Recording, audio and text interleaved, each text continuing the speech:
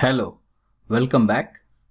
So in this session, we'll learn about identity constraint on a create table statement. So consider this session is a continuation of create table session, and we'll see how this identity is going to work in a create table and how this is going to affect the records while inserting. So let's open SQL console from here, from the system root node. So as we know, if we create any objects from this node, it will automatically goes to the system schema if we are not mentioning any schema name exclusively. But it's difficult to mention the schema name every time, right? So for that we have another command called set schema t4h. So now I'll run this command. Successfully executed. So after this command, so now I can remove this. After that command, whatever the objects I am going to create, automatically those objects will go into the T4H schema. Okay, so we created a PK sales table, right? So let's open the definition of PK sales, and now I want the create statement of this PK sales table. So I can get it from this icon. You see here on the top right corner, export SQL. So if I click on that, I'll get the create schema code. So let's copy and close this window, and this is our original window. So I'm pasting here. So create table T4H. This will give the system will give the schema name in concatenation with that.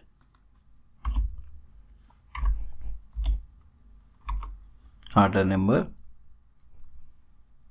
and this is the primary key.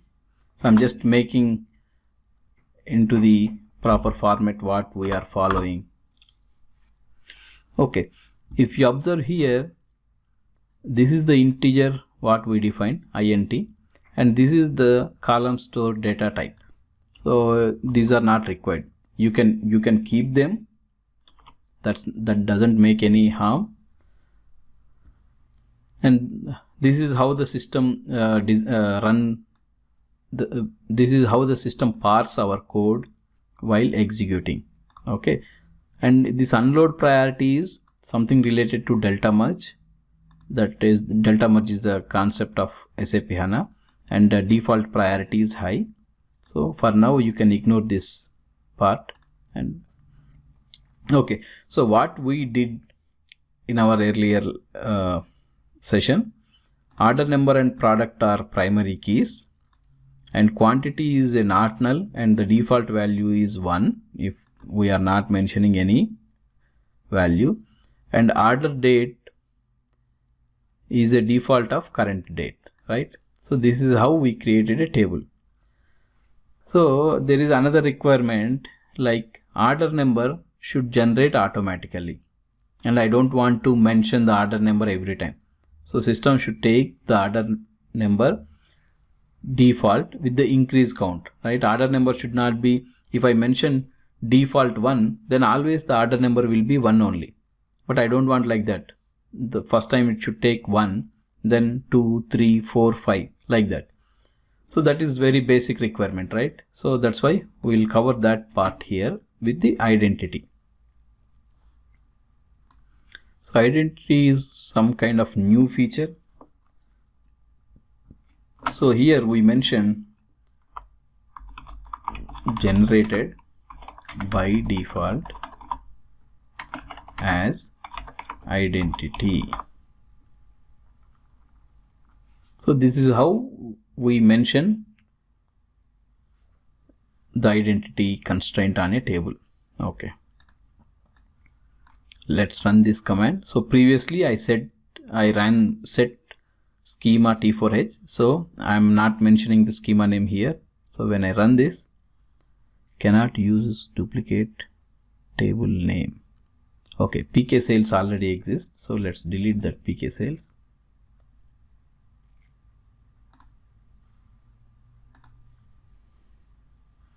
Okay, now I can execute. Yeah, So this command executed successfully and PK sales is created again. Okay, PK sales definition. So the default value 1, current date are there for those 2 columns and not null all these 3 columns. Okay, that's fine. Let's insert some data. Insert into PK sales values. Sorry. So I need to mention the column names exclusively. Order number I don't want to mention, it should automatically generate. Just I'll mention the product. Quantity also 1 default, order date is there. So all these 2 columns are generated by default and we are expecting this order number is generated automatically. Only the product name I should give. Product name product 1. Okay, let's run this command. It's executed successfully and we know our select star from PK sales. Okay, see here, order number 1 generated automatically and product 1, quantity 1, 3. Okay, if I run this statement again, order number will be 2, which is not a,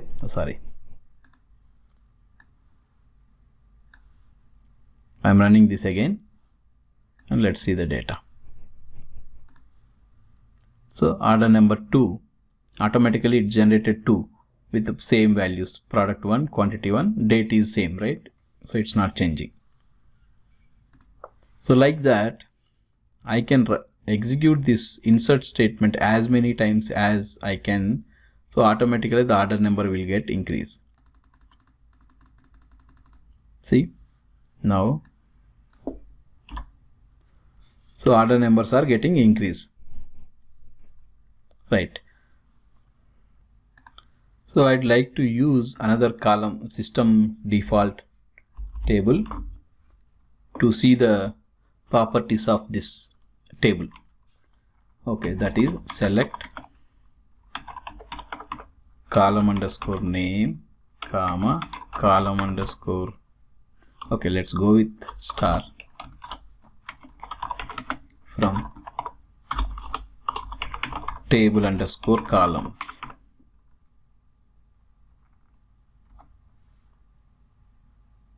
I think columns, yeah. Let's see, if it doesn't work then I'll change it. Where table underscore name is equal to, and our table name PK underscore sales. So this table underscore column table will give all column details. So if you see here, order date, order number, product, quantity, and the position of those fields, data type ID, so you can ignore that, and these are the data types what we defined, and offset length is 10. I don't know what are they. Okay, the default value is here, you can see default value current date for the order date and 1 is for the quantity, and these are the internal data types, and index is there or not, full index is there on primary keys. Okay, so this is what I want to show by default as identity. So generation type. So generation type is defined here by default as identity. Okay, that's fine. So how exactly this is defined, this auto generated is working? So to identify that, basically this will create a sequence in the background, and that sequence will generate the order numbers every time when we insert a data. So let's see what that sequence is. Okay, select star from, I'll copy this. instead of table columns, now I'll mention sequences. Okay, so we have so many sequences, and our schema name is T4H. So okay, T4H we have only one, and the sequence number is this, the sequence name, and this is the reset query. So if I double click this,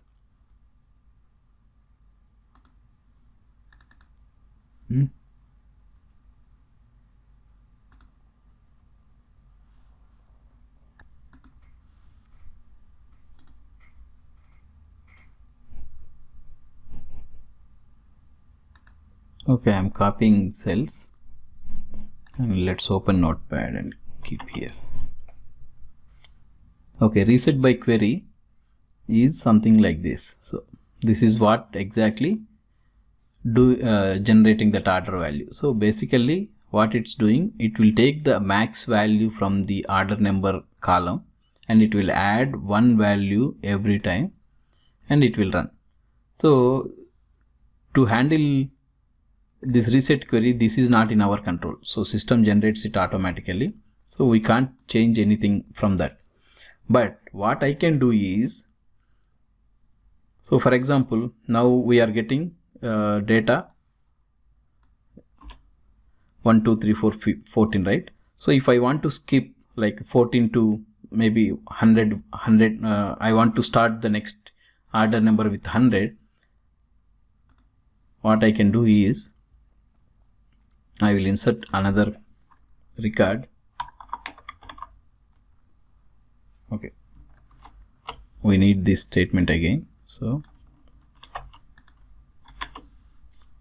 I will insert order number also this time, order underscore NO, and I will insert order number 99. Okay, so even though it's generating by default, if I try to insert, okay, then let's see the data. Now when we mention the value exclusively, the sequence will not work. So I got 99 with that rest of the data. So now I'm going to insert this value again, just product with product 1. Okay, so see, automatically it took the previous max value in order number 99, and then it simply add 100 1 to that 99 value and it become 100. So that's how the sequence works. So it basically takes data from the identity column, basically max value of the identity column, and add one to that column and insert that value as a order number.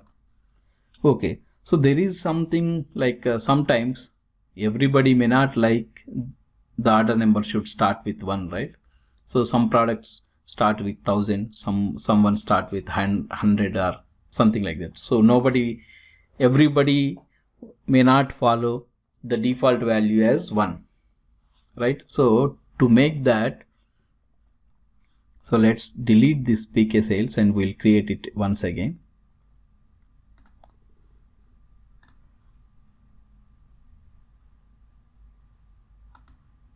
Okay, why it's not?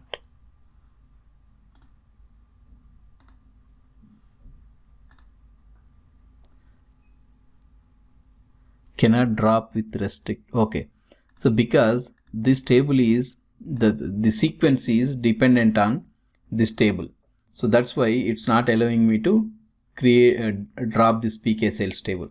So if you want to drop this PK sales table, then first you need to delete this sequence.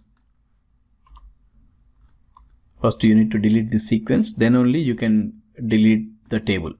So instead of that, we'll go with another table, PK sales 1,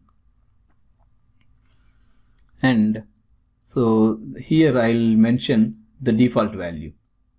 So identity generated by default as identity and in the bracket I can mention start with maybe 1000. Okay, so next time when I insert the data, the 1000 is going to be the first order number. So let's run this.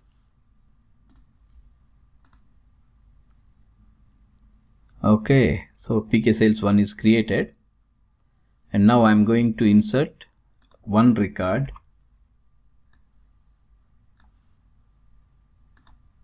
Okay, that's good. Let's see the data. Okay, I need to change PK sales 1. See here, order number is 1000 now. 1000, product 1, quantity 1, June 3rd. So that's how this identity column will help in creating order numbers automatically with increased value of 1 each time. So next time if I run this record once, if I insert once again, I will get 1001. 1001, like that it will increase. So if you want to skip some sequence, then you need to insert a order number value exclusively, so that next insert record will going to start from that point. Okay, so that's all about the identity. See you in the next session. Thank you.